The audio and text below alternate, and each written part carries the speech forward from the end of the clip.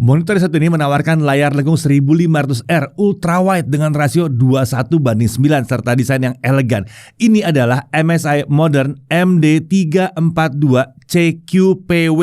Resolusi layarnya ultrawide QHD, refresh rate-nya sampai 120Hz. Inputnya lengkap dengan 2 HDMI 2.0B, 1 DisplayPort 1.4A, serta 1 USB Type-C. Nah, USB Type-C ini juga mendukung power delivery hingga 98 watt, bisa untuk charging baterai laptop atau tablet yang terpasang di monitor ini. Ada juga dukungan KVM. Selain itu, MSI juga menawarkan eye care teknologi mereka di monitor yang satu ini. Mari langsung kita bahas monitor yang satu ini.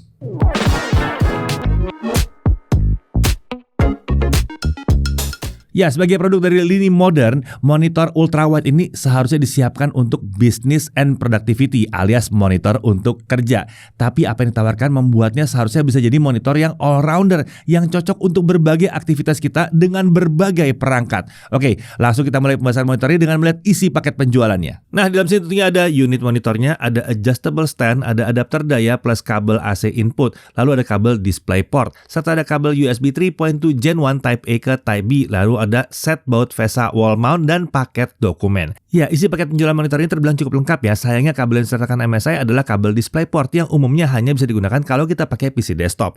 Seharusnya kabel HDMI atau USB Type-C akan terasa lebih mendukung fleksibilitas penggunaan monitor ini. Nah, monitor ini mendukung desain yang disebut ergonomis dan elegan. Aspek ergonomis hadir dari adjustable stand dari monitor ini. Kurang lebih bentuknya seperti ini ya. Ada bagian base stand dan ada leher standnya. Base stand ini memiliki bentuk oval dengan ukuran yang cukup besar. Ada celah di penampang atas base ini yang disebut untuk smartphone stand. Sementara di belakang leher stand ada klip untuk cable management. Nah, stand ini mendukung pengaturan ketinggian monitor dengan rentang 110 mm, lalu swivel atau noleh ke kiri atau kanan sampai 30 derajat, lalu tilt atau menunduk sampai 5 derajat dan menengadah sampai 20 derajat.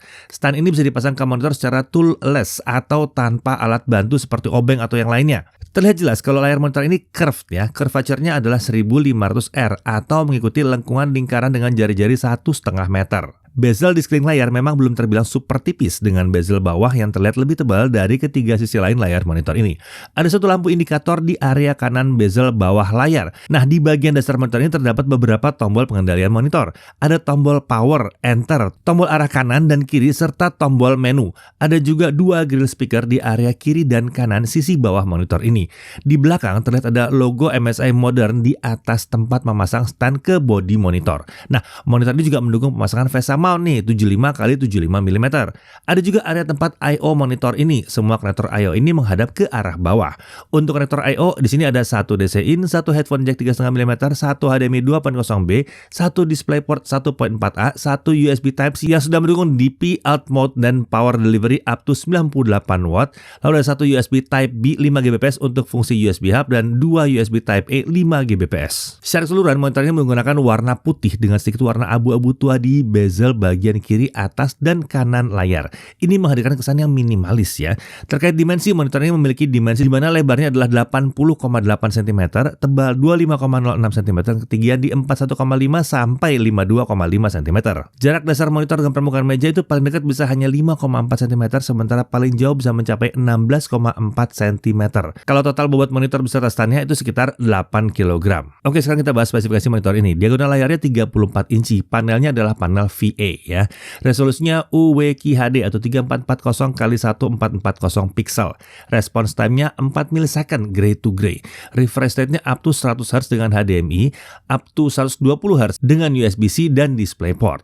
Untuk brightness nih up to 300 nits ya. Untuk color gamut dijanjikan 95% DCI-P3, 119% sRGB. Ini berarti klaim untuk gamut volume ya.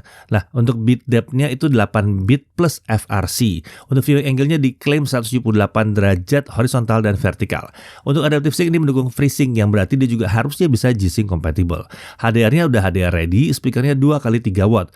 Untuk fitur-fitur lain ada picture in picture, picture by picture, KVM, Eyes Ergo dan lain-lain. Nah, kalau bicara soal Eyes Ergo, ini adalah kombinasi dari low blue light, anti flicker dan anti glare yang digunakan MSI untuk membantu menjaga agar mata kita tidak cepat terasa lelah saat beraktivitas dengan monitor ini. Oke, sebelum monitor ini bisa dipakai tentunya kita harus pasang ke stand terlebih dahulu atau bisa juga ke bracket lewat VESA mount.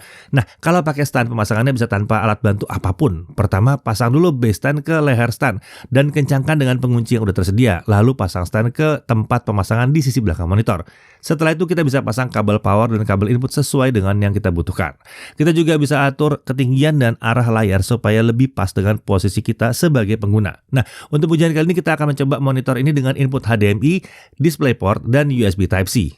Kita lihat dulu resolusi maksimal dengan refresh rate yang bisa didapatkan. Kalau kita pakai HDMI, kita dapat 3440 x 1440 pixel, refresh rate 50 Hz atau 100 Hz. Kalau untuk DisplayPort dan USB Type-C itu sampai 3440 x 1440 pixel, refresh rate sampai dengan 120 Hz. Nah, kalau menggunakan USB-C kita juga bisa memanfaatkan fitur KVM.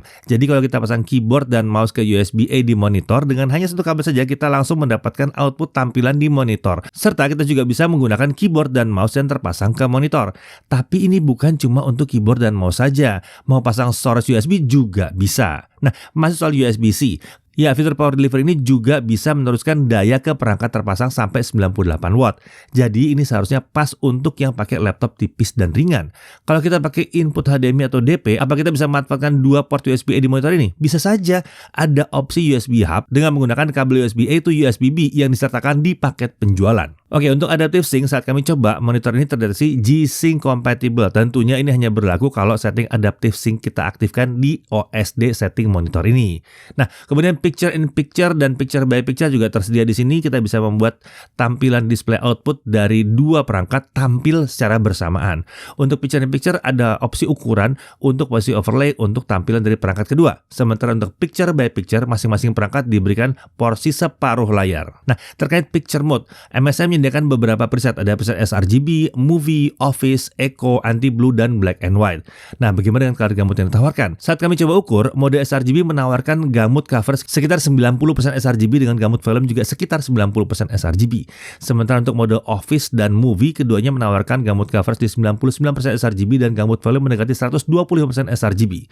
Nah, kalau untuk DCI P3, kedua mode ini menawarkan cover di kisaran 87 dengan volume di kisaran 88%.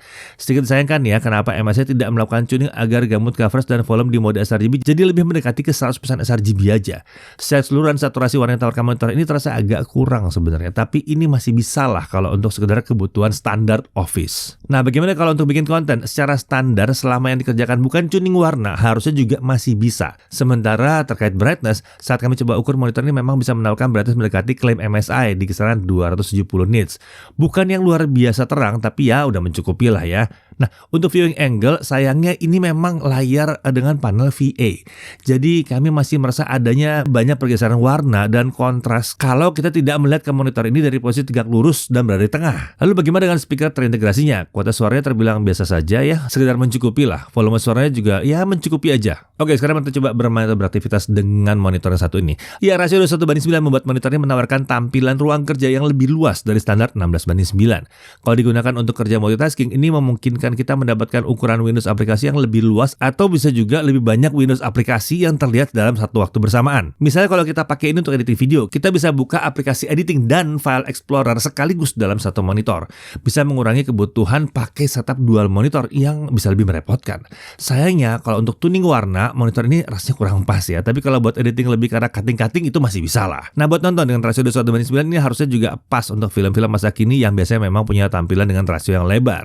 Bisa dapat tampilan full screen. Sayangnya karena warna dan kontras tampilan terasa kurang, kami merasa nonton film dengan monitor ini juga agak kurang menyenangkan. Nah, bagaimana kalau mau dipakai untuk gaming? Sebenarnya juga masih bisa. Mungkin bukan buat gaming yang serius-serius banget ya, tapi seharusnya bisa buat gaming apapun pada umumnya. Game esports selama bukan main kompetitif masih bisa juga. Game-game indie aman, gak ada masalah. Game AAA bisa juga. Apalagi ada dukungan untuk adaptive sync juga ya. Tampilan bebas gangguan tearing dan stuttering juga bisa kita dapatkan. Sayangnya lagi-lagi tampilan warna dan kontrasnya membuat rasanya main game AAA ini jadi kurang bisa dinikmati ya saat kita pakai monitor yang satu ini. Oke, sekarang kita lihat konsumsi dayanya. Di mode Eco, monitor ini menggunakan daya sekitar 27-29 watt saat kita gunakan. Sementara di mode-mode lain, dayanya itu sekitar 36-38 watt. Kalau kita menggunakan power delivery lewat USB-C, tentu saja daya tarik monitor ini dari adapter dayanya akan meningkat. Peningkatannya sesuai dengan berapa daya yang dibutuhkan oleh perangkat yang terhubung ke USB-C. Oke, untuk harganya, monitor ini dipasarkan MSI dengan harga kisaran 4.999.000. Sementara untuk garansinya, monitor ini dilindungi garansi selama 3 tahun penuh. Ya, kita langsung masuk ke dalam hal yang perlu diperhatikan. Pertama, kualitas tampilannya tuh secara keseluruhan terbilang kurang ya. Warna terasa tidak bisa keluar dengan baik dan cenderung agak buram di sini. Kedalaman warna gelap juga relatif kurang. Lalu ada pergeseran warna dan kontras yang sangat terasa kalau kita geser-geser sudut pandang gitu ya. Lalu untuk tuning warna terasa agak kurang di preset yang tersedia. Kemudian banyak keterbatasan di input yang tersedia untuk monitor ini. Saat pakai HDMI, refresh rate cuma sampai 100 Hz, padahal seharusnya ini paling umum digunakan. Sementara untuk input yang terasa bebas masalah, itu DisplayPort, ini terbilang ya agak jarang ya kita bisa pakai selain untuk PC desktop. Dari sisi kelebihannya, ini adalah layar 34 inci dengan rasio 21:9. Ini menawarkan tampilan lebih luas dari monitor standar yang 16:9. Lalu dia ada support refresh rate 100 sampai 120 Hz ya. Lalu opsi inputnya terbilang banyak, 2 HDMI, DisplayPort, USB Type-C, ada semua di sini. Ada USB hub juga dengan 2 port USB Type-A dan support USB 5 Gbps. Lalu udah support KVM. Jadi hanya dengan satu kabel USB Type-C saja kita bisa dapat output display dan input keyboard serta mouse. Lalu dia ada support USB power delivery sampai 98 watt dan dia punya adjustable stand yang bisa membantu kita mendapatkan posisi layar yang pas, dan dia punya Eyes Ergo yang membantu menjaga mata kita agar nyaman kalau kita mau beraktivitas berjam-jam di depan monitor ini. Oke, bagaimana dengan monitor satu ini? Apakah monitor ultrawide 21:9 seperti ini bisa membantu aktivitas kalian sehari-hari? Coba tuliskan pendapat kalian di dalam kolom komentar. Saya Deddy Irfan, Jaga TV.